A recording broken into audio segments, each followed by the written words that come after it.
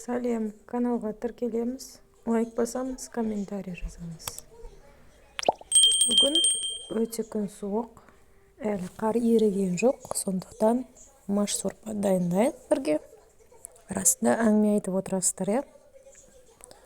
Картошка, ет, пияз, сәбіз, күріш, маш. Осының бәрін дайындап аламыз. Пияз, тұз, су.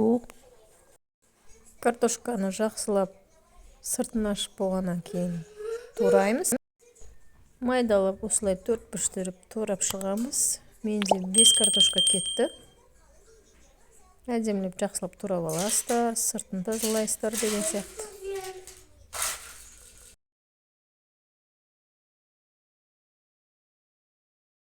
Әрі қарай пиязға көшеміз, Пиязды сыртын ашып, тазалап турап аласыздар. Соломка етіп, көзіңіз ашымас үшін тарелкаға су құйып, салып қоясыздар. Жақсылап турап алыңыздар.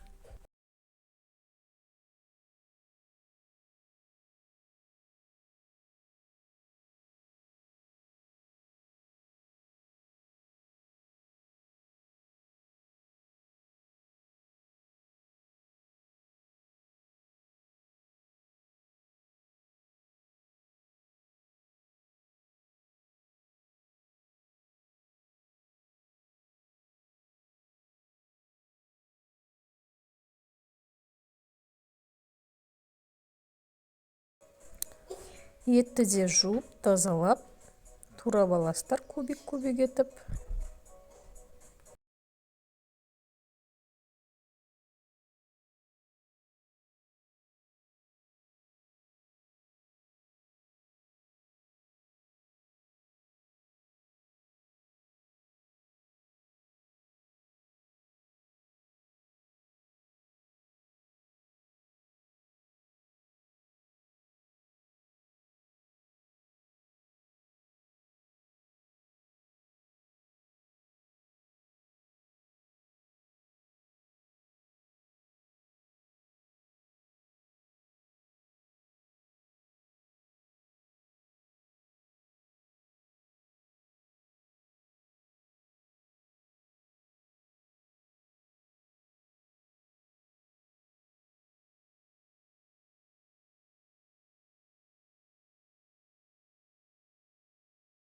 Етіміз дайын, картошкамыз дайын, пиязымыз дайын.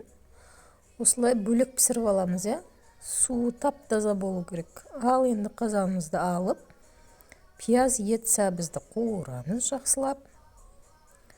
Бетіне томатымызды құямыз, болмаса помидор. Ал мына машты бөлек пісіріп аламыз. Міне осылай қайнатамыз 45 минут. Менде осылай шықты. Қайнап жатқаннан кейін астарыңыз дәмді болсын. Дәмдеуіш ретінде қоссаңыздар болады. Іске сәт, астарыңыз дәмді болсын. Суық күнде жаурамаңыздар. Тағамдарыңыз дәмді болсын.